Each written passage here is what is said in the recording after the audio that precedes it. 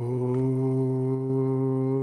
Niranjanam Nityam Anantarupam Bhaktanukampa Dhritavigraham Vai Ishavataram Parameshamidhyam Tang Ramakrishnam Shirasa Namama Jananim Saradam Devim Ramakrishnam Jagatgurum Padapadme Tayo Sritva Pranamami Muhurmuhu Namasri Yatirajaya Vivekananda Suray Satchid Sukhaswarupaya Swami Tapaharini.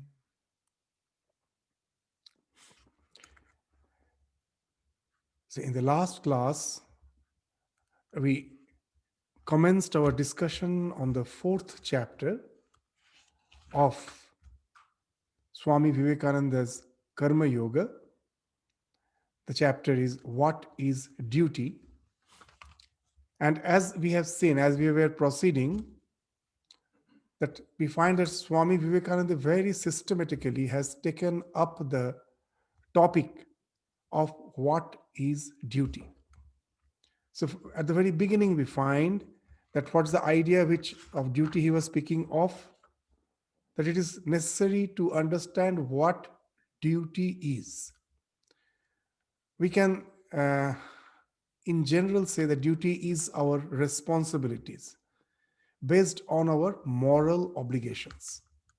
And as in the last class we were discussing, our moral obligations are mostly delivered, decided by the dictums of the religions. From past ages, we find it was the religion which played the role of delivering the dictums, the commandments. And as per the discussion, we were saying that why it is so necessary, because as a human being, we don't have those strong instincts which the animal have. The animals are guided by instincts, and the instincts are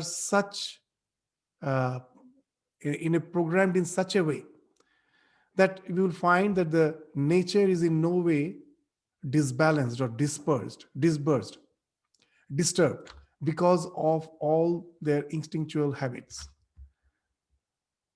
But as a human being, when the rational mind takes the place of the instinct, we find that we grow some tendencies which disintegrate us as well as disintegrate the society. And that's why dharma or religion is needed. The word religion, as we told, came from the Latin word religare, which means to bind. And the word dharma also has almost the same meaning in that sense. In the last class, we were indicating the word dharma is actually very extensive. But the way the word religion means, that aspect is also covered in the word dharma. What is that? Dharayate iti dharma, that which holds us, that which binds us. So religion means to relegate, to bind. Dharma means that which holds us, dharayate. So in how it holds us, that's the common example which we were giving. You will find in the animal kingdom, there's a wonderful balance where no decision is required. The instinct just balances the nature. The lion catches its prey, and after devouring its prey, the moment it is satiated, it won't look back at its prey. It goes away. And then the scavengers of the forest, the jackals, the hyenas, they will just come to clear off the remaining portion. They also have their share. And when they are having the share, the vultures are sitting on the branches of the tree. When the scavengers also goes off, they leave, they are satiated. The eagle, there's the vultures, they come down. They have their share.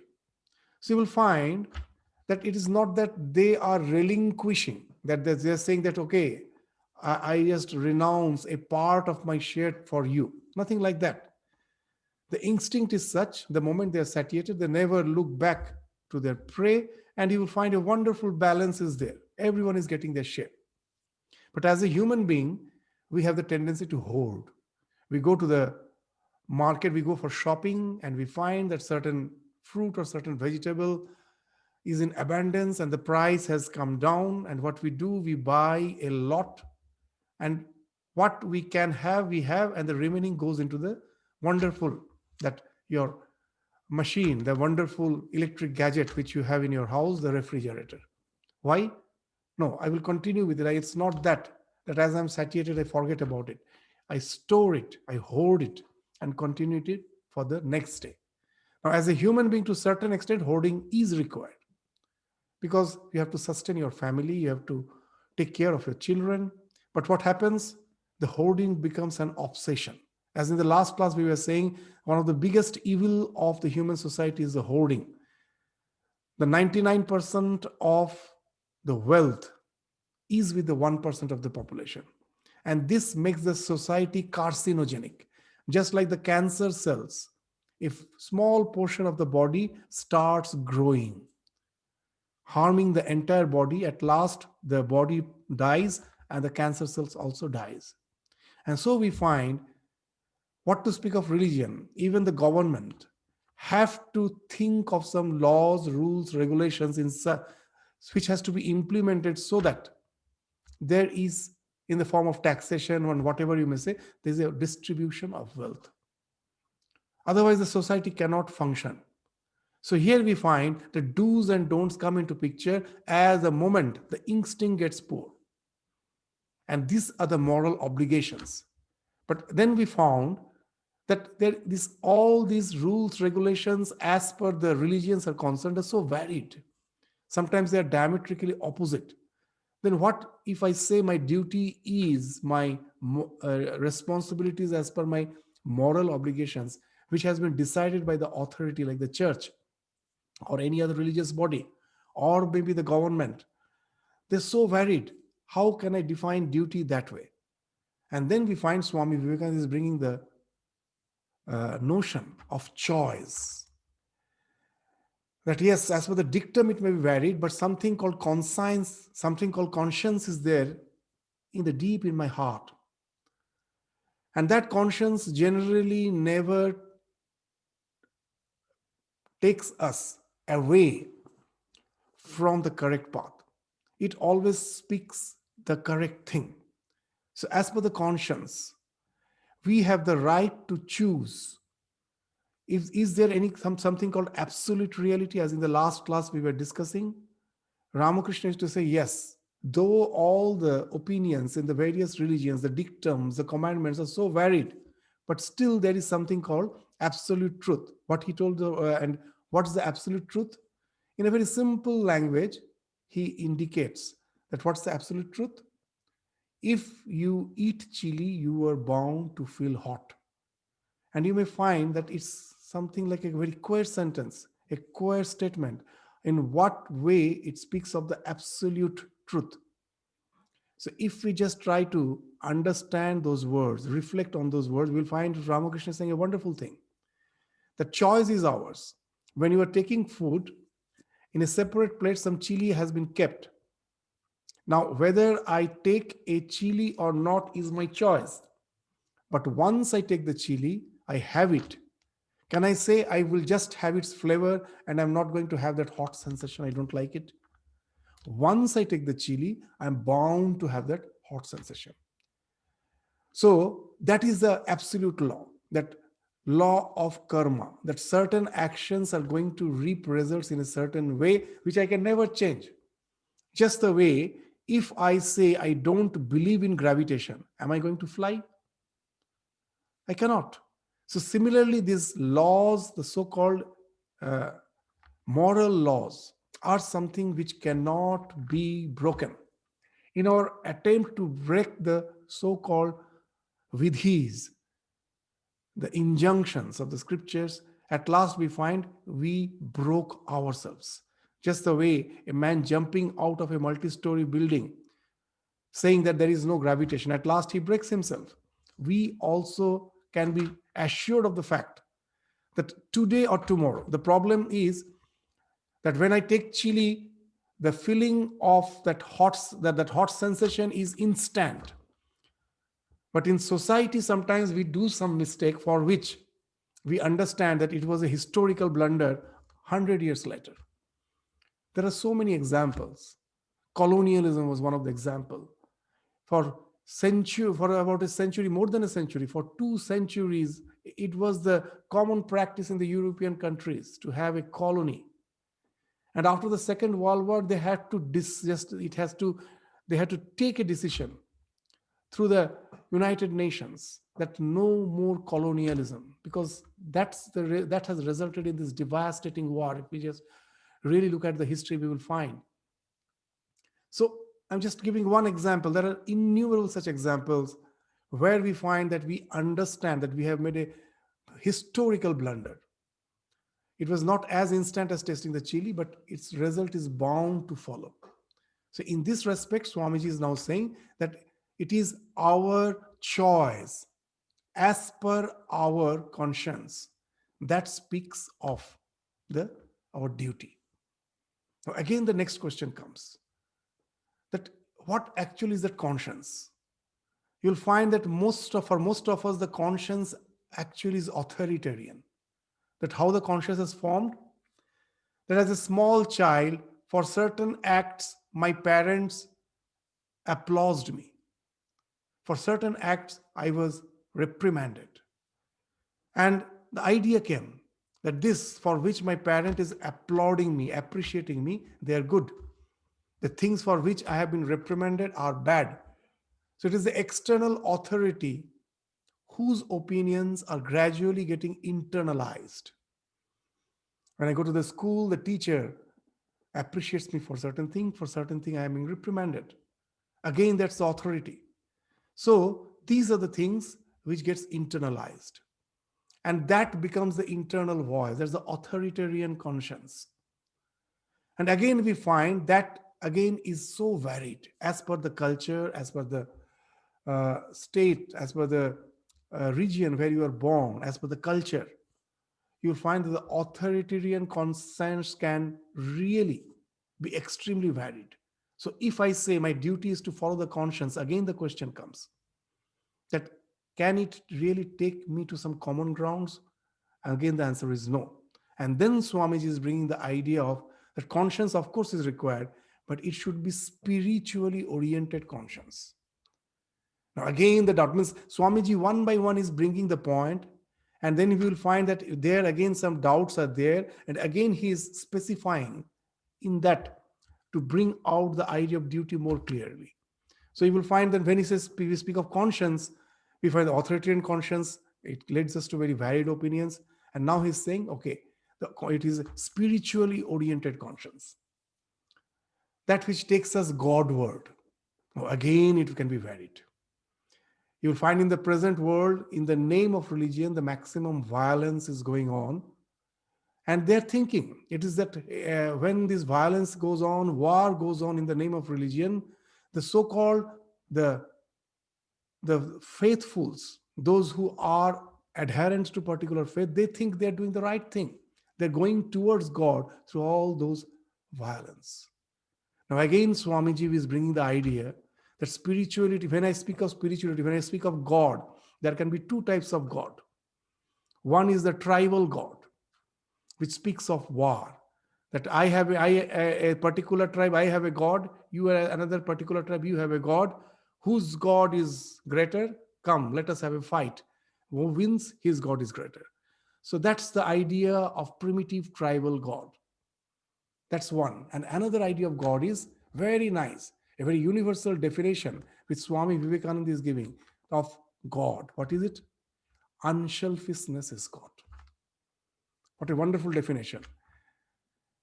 That if I close all my indriyas, eyes, ears, everything, and sit quietly, can I get rid of the idea that I am? I cannot. That amness is something which is emanating from my personality. And Swami Vivekananda in one place is distinguishing between a jiva and Ishvara. an ordinary individual and God. How? That this amness is located, is localized somewhere. With my mind, I can travel anywhere. That I am a circle which has a center, but whose circumference is nowhere. It's limitless as an individual. Why limitless? If someone says that's the last galaxy, with my imagination, I can even think of something which is beyond that. So with my mind, there cannot be no limit. So I am an individual with a sense of amness, which has a center, but which has no circumference. And who is God? The God is also a circle, who also has no circumference, but whose center is everywhere. In all the religions, if you want to find where they all meet, you can never find a meeting point in the doctrines and dogmas. You will find the meeting point is, of course, there if you study the life of the mystics, those who have practiced the religion, taken religion sincerely, thought that it is a process to transform our life. It is not a mere make believe. For them, we find that they have all gone to that realization, that unitary realization, where the ego falls off, the amness loses its boundary, it becomes non local. So that's the jiva, the atma, that alone is Brahma. When through realization, the atma which is located, which is localized, the boundaries all fall off. That becomes Brahma, Brihat. From the Brih dhatu, the word Brahma came. That the same, that locality falls off. Like in the words of Ramakrishna, that like a salt doll, you go to measure the depth of the ocean. The moment you just go down, you are dissolved in the ocean. Who will take the measurement? You become one. So that's the idea of Ishvara. That Ishvara is potentially just hidden within us through spiritual practice, and it is something which you will find is certified by the mystics of all the religions. They have been persecuted, not in Hinduism, but in other religions, we find they have been persecuted. They have been termed as heretics. But if you go to their words, you will find so wonderfully similar they are. In the words of Ramakrishna, that Shekhane Shop Shealer Ek Ra. All the fox howls in the same manner when they go to that realization. And that the idea of God Swamiji is taking when he's saying that our conscience should be spiritually oriented, that unselfishness. And that we find now Swamiji is almost concluding in that section by saying that our conscience, which leads us to the idea that what is of goodness and bad, this of good and evil, how? Paropakara punyaya papaya para piranam. That whatever leads you to relate to the others through care and service, through philanthropy, that is punya, that is all holy.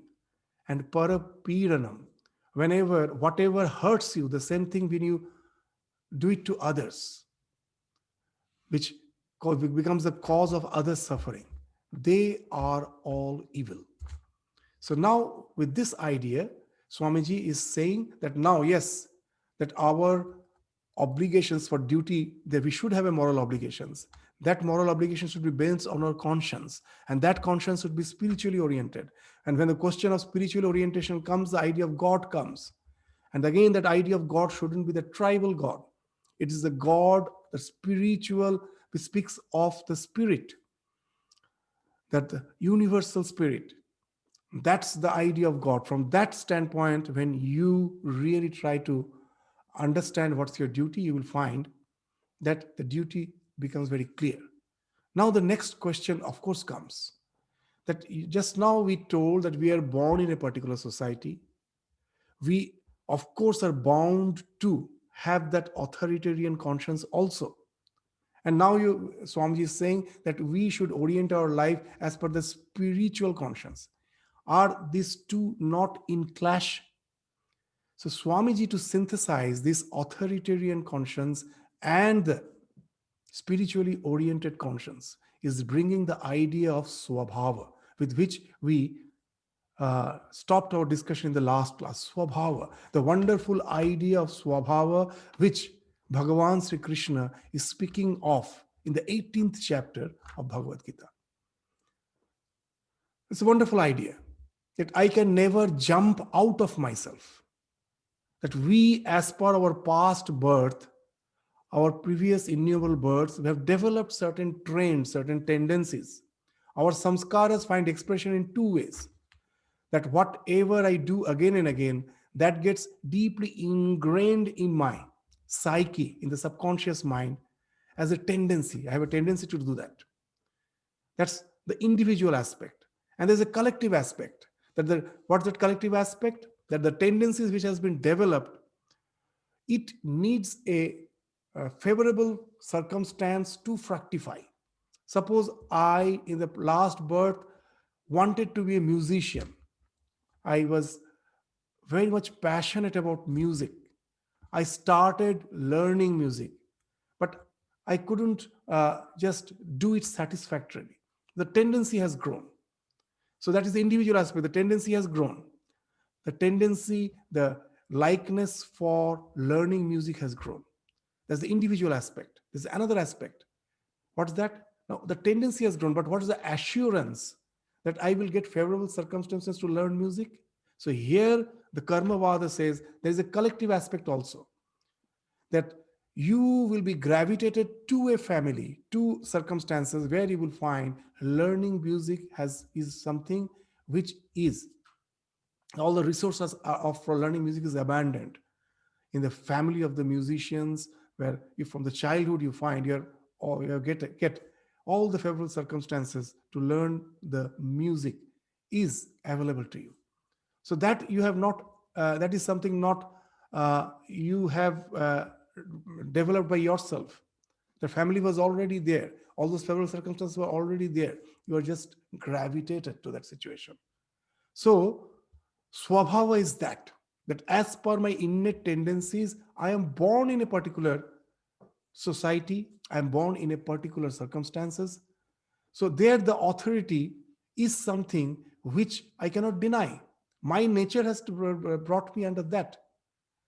Then how can I synthesize the swabhava? Is saying that as per your swabhava, without denying the authority, there are ways to spiritually orient your conscience.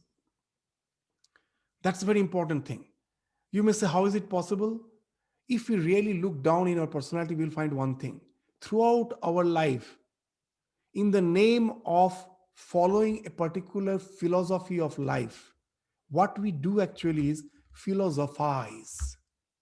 Go on philosophizing, trying to bring down the philosophy to my inclinations and try to rationalize.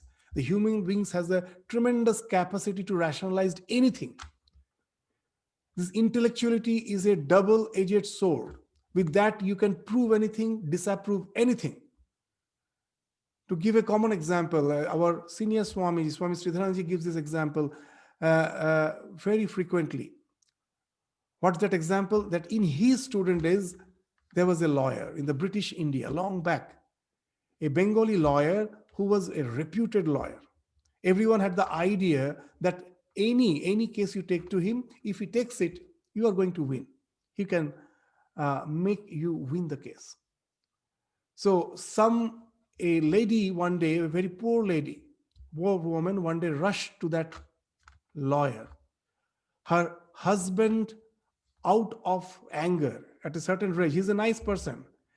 Someone took some money as loan from him and was not ready to return. So there was a quarrel and they came to blows, and he was so agitated, the blow proved to be fatal. His husband killed the other person. Now, in general, he's not a very bad person, but it had happened. And now she just didn't knew, because she was having a small child. If the husband is jailed and they are not very rich family, she, in those days, you know, that the ladies were just the housewife. How can she sustain her family? How can she take care of a child?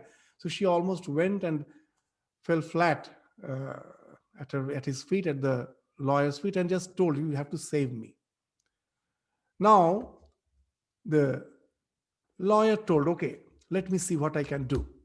So he took the case. I'm not just going to the elaboration of the story. The main point I will say, Now, this lawyer, though he was a reputed lawyer, he had the habit of drinking, and sometimes he used to drink quite heavily.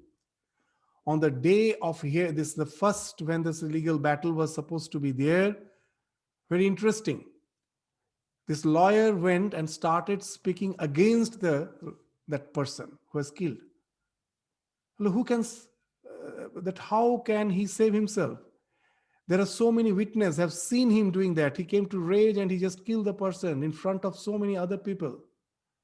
And now the judge somehow understood that most probably my lawyer is not in proper state of mind.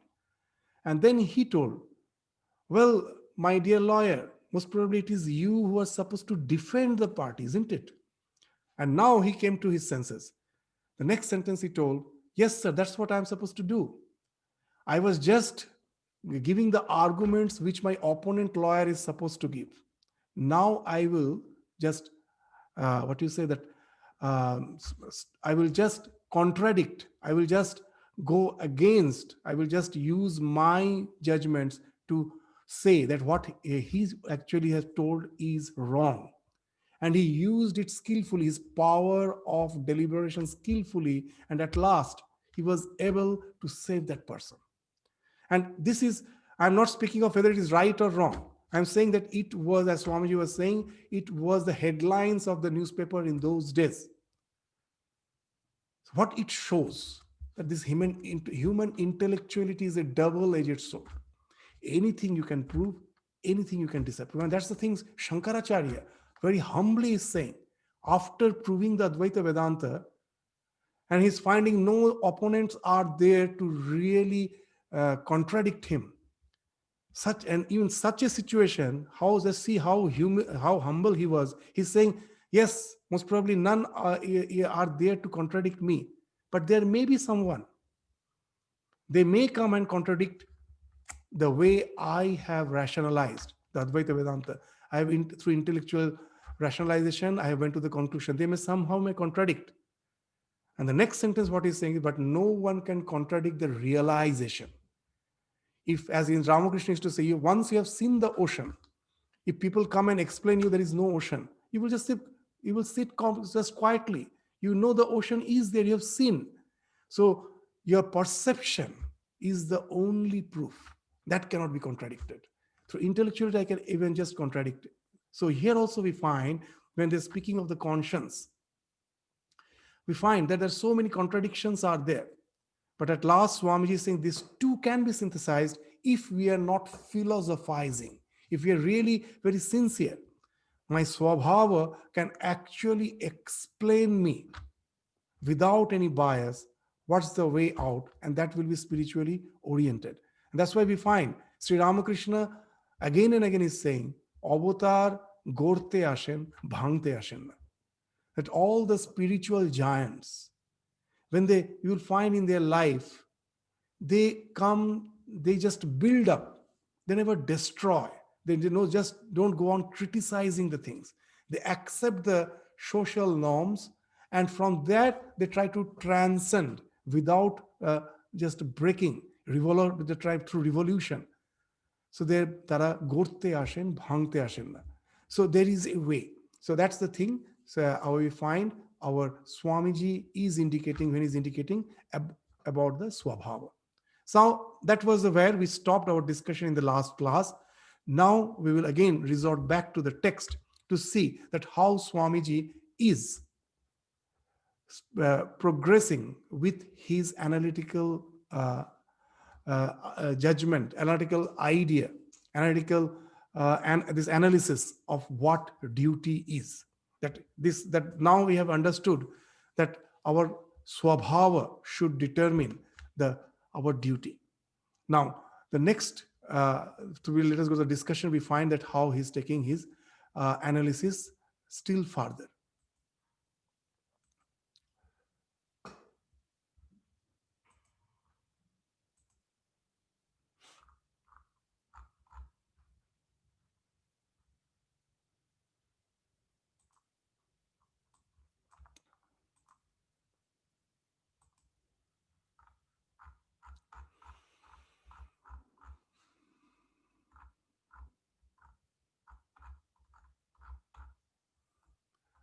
So, from here, let us just start this paragraph. The Bhagavad Gita frequently alludes to duties dependent upon birth and position in life. That's the swabhava which we are speaking of. Birth and position in life and in society largely determine the mental and moral attitude of individuals towards the various activities of life. It is therefore our duty to do that work which will exalt and ennoble us in accordance with the ideals and activities of the society in which we are born. So you find that Swabhava is something which synthesizes the authority and your spiritual orientation. So, in the last class, we told that it is actually in the 18th chapter of Bhagavad Gita, where Bhagavan is speaking of this idea of Swabhava, this, the various uh, these various castes which is prevalent in any society. This Brahmana, Kshatriya, Vishang, Shudranang cha parantapa, Karmani pravibhaktani swabhava prabhavair gunai. So this Brahmin, Kshatriyas, Vaishyas and Sudras, many will be criticizing Hinduism because it is so much caste ridden. But if you take the basic idea behind, you will find all the entire world is divided into these four castes, nothing else. Even just take in Australia, the so-called the intellectuals, this all the professors, the research scholars, their research actually is at last being implemented to bring the all these social upheavals, all the industrial revolution. It's all because of those intellectuals. They are the Brahmana, Kshatriya, those who are protecting the country. The federal government, the government is there with their army, with the police force. The Vishang, the business class, that it is everywhere there. Shudra, those who serve. Now you will find here it is considered as slavery. The Shudra, that there is no there's an act, there is a law against slavery. Then who is Shudra here? The Shudra is the one who is serving the society. If you go to the role of the council, they are there every week to clear your garbage bins, keep the roads clean, keep the park clean. They're serving the society. So you will find the word Shudra is not something demeaning. They also have a particular, very important role to play in the society by serving the society. Can you think of a society which has which doesn't have all these four aspects? As per our nature, we fit in either to either means either as a Brahman or a Kshatriya or Visha or Shudra. As per our swabhava, we fit in. So Bhagavan himself is saying that I have divided the society, karmani pravibhaktani swabhava prabhavair gunai, as per the swabhava. And what is the swabhava? We find that Shankaracharya in his commentary has explained swabhava as janmantara krita dharmadi samskara marana kale abhivyakta swabhava uchyate. That all the past actions, all the inclinations, the resultant force of it at the time of death decides your next birth, and that is swabhava. So we are placed. We cannot simply blame our circumstances. My swabhava has actually resulted in my birth in that particular circumstances. I cannot simply outgrow it, deny it. So that's the thing we find Swamiji is also indicating. Right? He's referring to the Bhagavad Gita, the idea of swabhava, that based on that. So there is no clash between the authoritarian conscience and the spiritually oriented conscience. We have, as per our swabhava, been born in a particular society where I will find that my inclinations, my skills will get the maximum scope to fructify. So, but it must be particularly remembered that the same ideals and activities do not prevail in all societies and countries. So this brings the challenge. Though Swamiji have now almost determined that our duty is to bind ourselves with the moral obligations which actually fits in with our swabhava, but this places us some challenges. There are some challenges for it. There is some objective challenge that when you're trying to execute your duties as per your swabhava, especially in the present day, in a multicultural society when geographically we have been so many different cultures have been placed together. Previously, the situation was not so.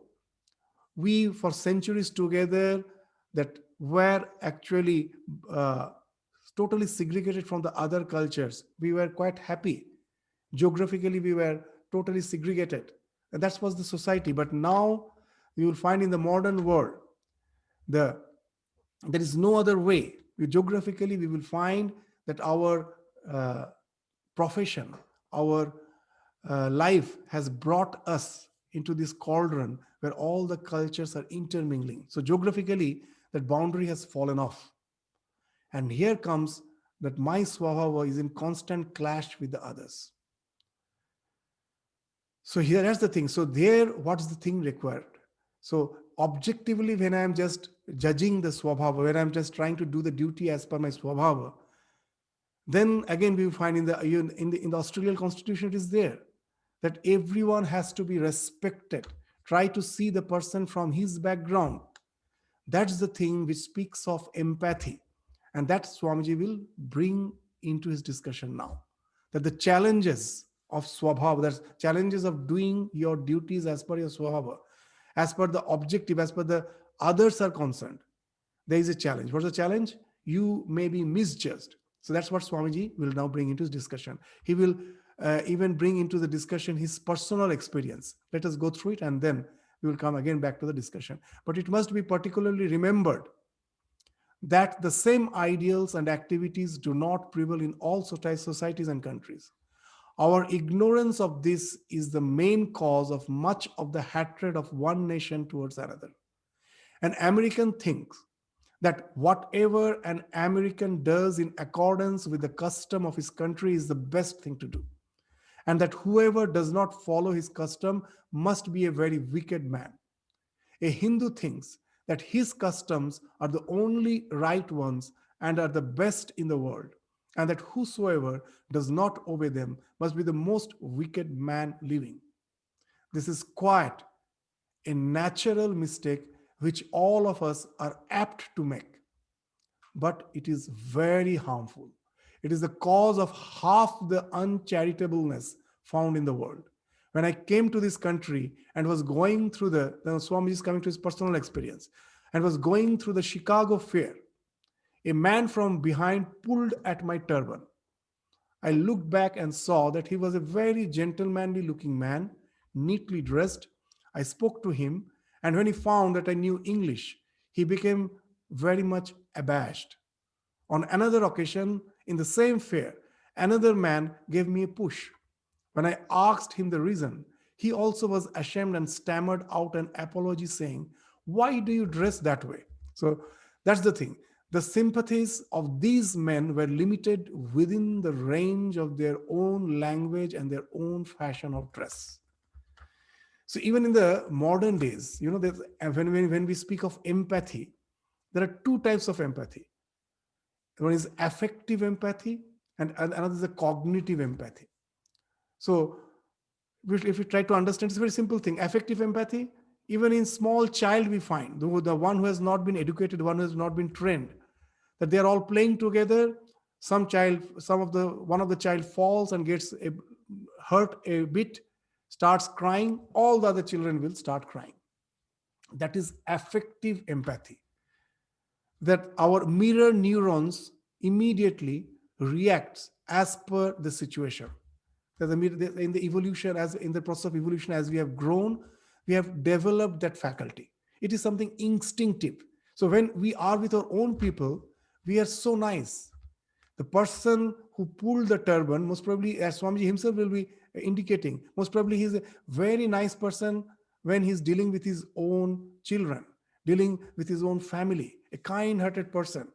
Because there, this affective empathy comes into picture when you are dealing with the kith and kin. But the cognitive empathy, this affective empathy is something for which we cannot credit ourselves. It is even found in the animals. Nowadays, you will find in the National Geographic so many videos are there where the lion is taking care uh, of the small cub of the deer or someone else which was its prey. The mother has died, but this young one who has become orphan, the lion is taking care. That speaks of the affective empathy. It has been, it is in our, what is so called the genes. Even in animal kingdom, we find it is there. Many cases are there. In nowadays in the National Geographic, we find so many videos. But as a human being, we have a special faculty. That's not just affective empathy, that is cognitive empathy. That's what, that we can place ourselves in someone else's position. I can imagine myself in someone else's position, change the perspective. I take the perspective of other person, that is perspective taking. And then I have the ability to identify and understand the other person's emotions. That no other beings can do. If I say just simply, if I say empathy, yes, it's not a human faculty. Empathy is seen even in the animal kingdom, but that is affective empathy. With that, I can never uh, do justice to the people who are of the other culture.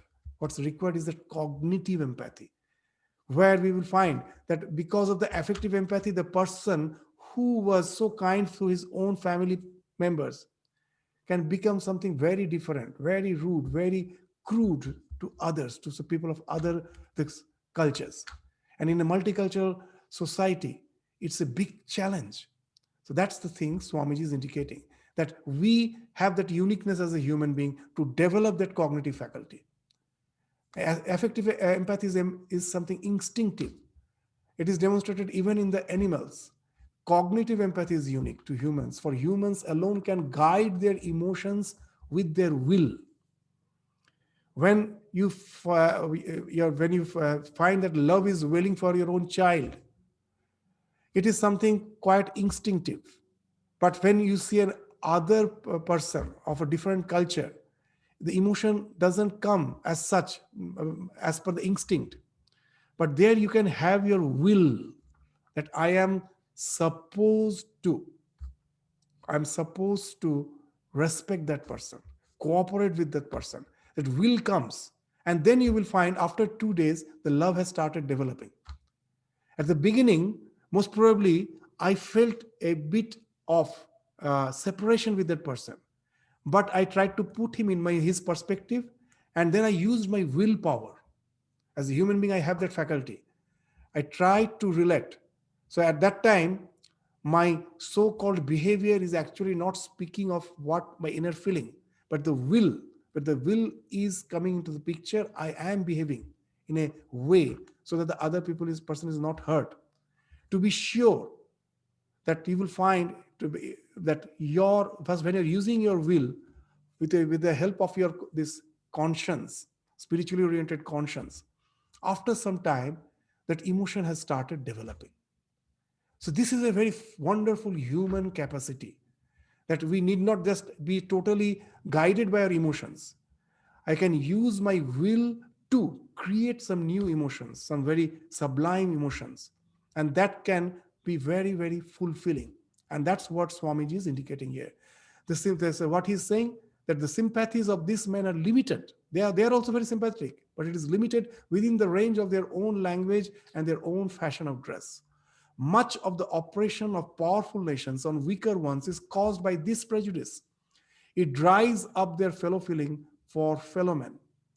That very man uh, who asked me why I did not dress as he did and wanted to ill treat me because of my dress may have been a very good man, a good father, a good citizen, but the kindliness of his nature died out as soon as he saw a man in a different dress. Strangers are exploited in all countries because they do not know how to defend themselves. Thus, they carry home false impression of the people they have seen.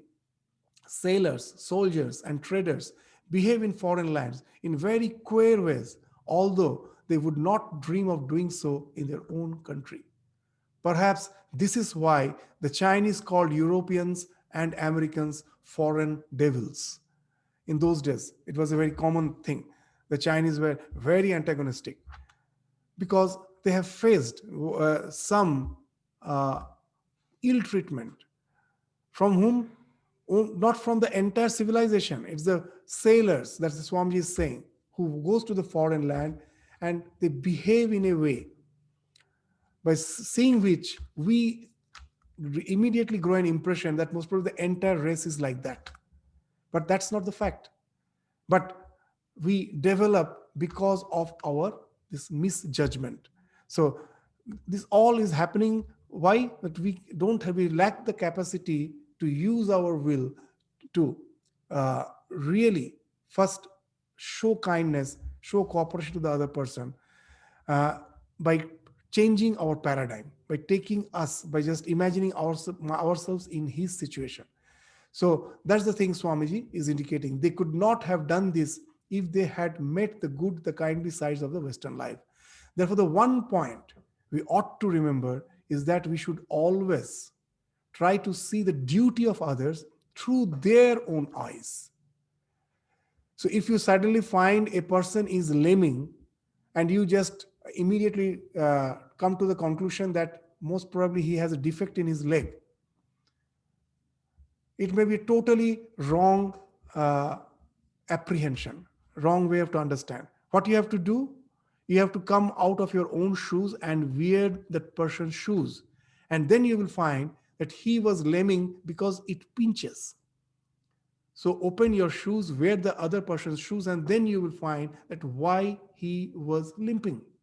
So that is empathy. So to come out from your own groove, place yourself in the other's groove, and then to judge the other person. Then you will find, instead of being judgmental, you'll find empathy is ensuing. I am not the standard of the universe. I have to accommodate myself to the world and not the world to me. The world is not going to dance in my rhythm. I have to accommodate myself to the world. And this is the challenge of practicing Karma Yoga as per Swabhava. This, as per from the objective point of view, it entails culturing cognitive empathy.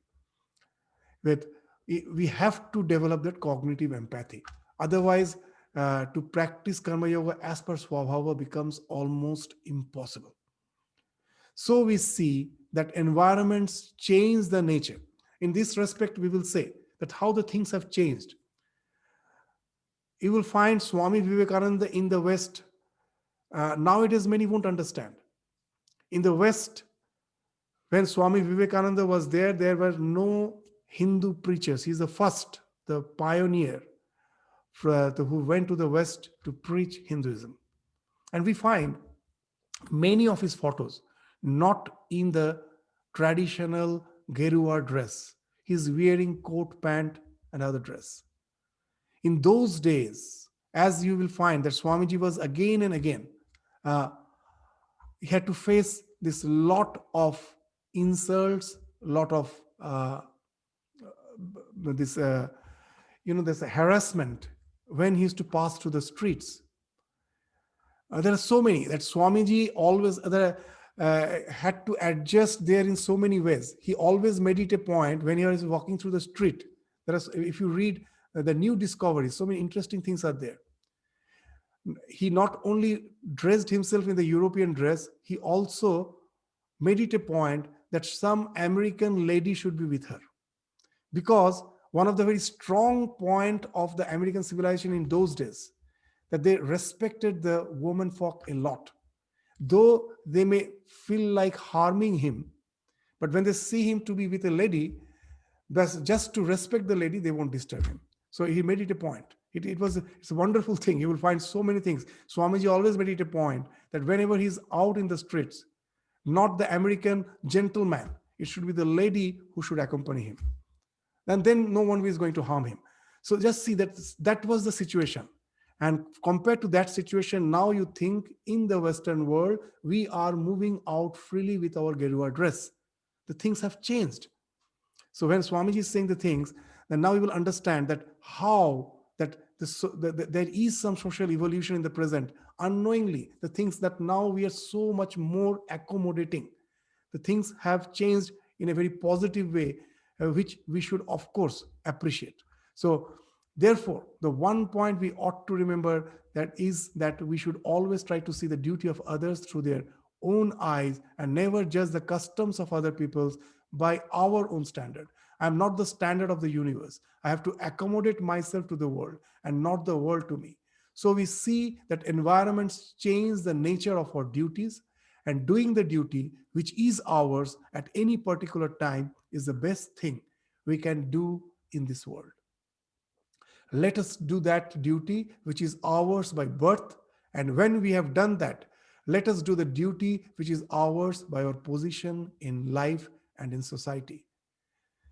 So, after speaking of the Swabhava, now he is coming to the challenge of practicing Karma Yoga as per Swabhava, as per the subjective issue is concerned, your own. What is that? There is, however, one great danger in human nature. What is that? Namely, that man never examines himself. I always think my swabhava is something great. I can become the president of a nation. Everyone thinks that. So, to judge your own swabhava, that becomes a subjective challenge. The objective challenge is the lack of empathy, and the subjective challenge is I always overestimate. And then, because of that overestimation, I bite more than I can chew. And then I find I myself in a very pitiable condition. That's what Swami is indicating. He thinks he's quite as fit to be on the throne as a king. Even if he is, he must first show that he has done the duty of his own position, and then higher duties will come to him. When we begin to work earnestly in the world, nature gives us blows right and left and soon enables us to find out our position. No man can long occupy satisfactorily a position for which he is not fit. There is no use in grumbling against nature's adjustment. He who does the lower work is not therefore a lower man. In some another lecture, Swamiji is indicating that a cobbler who mends the shoes very nicely, polishes the shoes very nicely, uh, is doing something much greater than the professor who just babbles and the students understands nothing. It is not the work which he is doing, how he is doing that is important. So as per your swabhava, what I am doing, if I am doing it full with sincerity, it is going to be productive. So I need not have to think myself in the position of of some so-called in the higher hierarchy of our social uh, ladder. It's quite good to be where you are and do the duty sincerely, and that is going to help the society in some way or other. It's something like a huge group work where we are all, as per our skills, have been placed to contribute in our own way to that group activity. No man is to be judged by the mere nature of his duties, but all should be judged by the manner and the spirit in which they perform them. So that was the subjective challenge from my own side. From the other side, there's always the chance of lack of empathy. And from my own side, there's always chance. I always try to pose myself something which I am not.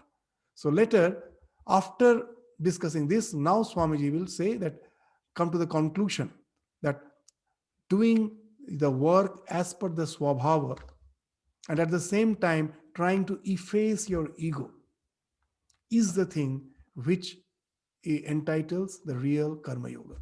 Later we shall find that even this idea of duty undergoes change, and that the greatest work is done only when there is no selfish motive to prompt it. Yet it is work through sense of duty that leads us to work without any idea of duty. For Swami Vivekananda, it was a big challenge to present the idea of Hinduism in a language in which he was speaking for the first time. Someone was speaking. Actually, he's referring to the Bhagavad Gita. What's that? In the 18th chapter, again, we find Bhagavan very nicely is indicating that what's our duty? Yata pravrittir bhutanam yena sarvamidam tatam swah karmana tam abhyarcha siddhi vindati manava. So this is a very, very significant sloka in Bhagavad Gita. So by performing one's natural occupation, this here also the idea of that swabhava comes. Swakarmana, tam abhyarcha. What is your natural occupation? With that you worship. This is wonderful. Swakarmana tam abhyarcha. By performing one's natural occupation, one worships the Creator from whom all living entities have come into being and by whom the whole universe is pervaded. By such performances of work, a person easily attains perfection. It's a very, very the 46th, almost in the conclusion of the Bhagavad Gita. You'll find that after why the entire Bhagavad Gita has ensued, because of Arjun's not willing to take the fight, to explain that fighting is your dharma, being a kshatriya, to fight for a righteous cause is your dharma, and through that you will be worshipping the Lord. That's the swakarmana tamabhyarcha siddhing vindati manava. And that's the idea you will find. After relating to this sloka, now you go to Swamiji's word. Exactly that's the thing he's saying. Later we shall find that even this idea of duty undergoes change. And that the greatest work is done only when there is no selfish motive to prompt it. It has become worship. Yet it is work through the sense of duty.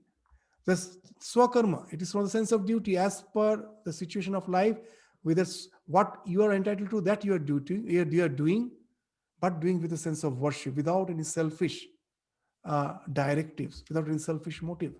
So, yet it is a work through the sense of duty that leads us to work without any idea of duty. When work will become worship, nay, this is work will become worship. That is the abhyarcha, the idea of abhyarcha. The work will become worship. Nay, something higher. Then will work be done for its own sake. That as per the position of my life, as per my previous inclinations, I have been placed in this life in a situation which is not to enchain me, which is not to bind me. Actually, it is an opportunity. God has given me an opportunity by placing me in this situation so that all the skills which I have all the innate skills can find proper fructification. And I can do it as a worship. Without challenging that situation, I can use them in a positive way and it becomes a worship. And that's the idea of karma yoga which Swamiji is indicating here. We shall find that the philosophy of duty, whether it be in the form of ethics or of love, is the same as in every other yoga. And here, that why sometimes we find that karma yoga is more challenging, because actually the other yoga which we are practicing, we are not practicing in the correct way. Uh, we will just say that when you think that you are a bhakta, you are devoted to God, and it that uh, and that sometimes you will find is what is happening. The devotion you like very much, but that devotion sometimes what is happening is uh, pampering your ego, the sattvic ego. It's a very good thing, but it is not actually after all the spirituality is meant to eradicate your ego, whether it is sattvic, whether it is tamasic, or it is rajasic. That's why in Bhagavad Gita again and again Bhagavan, whenever he's indicating about spirituality, he's saying nistray gunya bhavarjuna, nistray gunya, go beyond the three gunas. All the three gunas bind. The joy which I have in meditation, that is also a bondage. In no way it is greater than the enjoyment of a drug addict. The drug addict, by being addicted to his addiction, is doing no good to the society. A devotee, by so-called forgetting about the society, enjoying the divine bliss, is doing nothing good, and neither to the society nor to himself, because they are both bound in the enjoyment which is related to the limited self. The idea of the self which is beyond all boundaries is no way it's taking him there. But that's the actual idea of all the yogas. So why sometimes we find karma yoga is challenging? Because of that misunderstanding that joy which I get of devotion is something higher, but actually it is also a boundary. That's why Swamiji again and again will be saying, golden chain is also a chain, iron chain is also a chain, both binds. So to go beyond the ego, that is the only, what you say, the clue of spiritual evolution. With the work you can do that. With the other yogas also, if you're doing it, know it for certain that the ego should be totally banished. And that's the thing Swamiji will be indicating. The object being the attenuating of the lower self, so the real higher self may shine forth. The lessening of the frittering away of the energies of the lower plane of existence, so that the soul may manifest itself on the higher ones. This is accompanied by the continuous denial of lower desires, which duty rigorously requires. And again, we will find Bhagavad Gita, after speaking of that abhyarcha, that's of worship, what it is saying, that what's the conclusion where it leads to? Ahankarang balang darpang kamang krodhang parigraham vimuchya nirmama shanta brahma bhuyaya kalpate. The 53rd. Bhagavan is gradually taking us there. So that's the real sign of spirituality, where you're totally free from egotism, violence, arrogance, desire, possessiveness, selfishness. Such a person is really situated in tranquility. He is fit for the union with the ultimate, the Brahman. And the Karma Yoga can be very, very challenging, but know it for certain, it can take you to that goal at a very speed, tremendous speed, because each and every challenge can bring you that scope, that opportunity to annihilate your ego then and there. We'll stop our discussion today. Just one thing. You will find they say Dharma Yudhya is very, uh, when you are going to die for a righteous cause, it is going to even lead to mukti. You may find that the one who is doing sadhana, he has been equated with a soldier who is dying for a righteous cause. You may sometimes find is it just an allegory? Is it just some poetic statement? Actually, it's not. What is happening is, one who is fighting for a righteous cause, the ideal has become as if his own child. Just the way the mother is ready to give away her life to save the child, you are ready to even relinquish your life for the sake of an ideal. Is there anything apart from that as far as spirituality is concerned? Spirituality speaks of what? When someone asked Ramakrishna, when shall I be free? His reply was wonderful. When shall I be free? When I cease to be.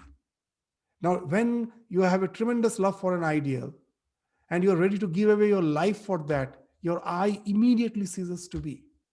You just simply give away yourself for that cause. And that can take you to the immediate mukti. Even in our scripture, they say, in Kali Yuga, where dharma is not there, getting mukti is very easy. You know why? The same reason.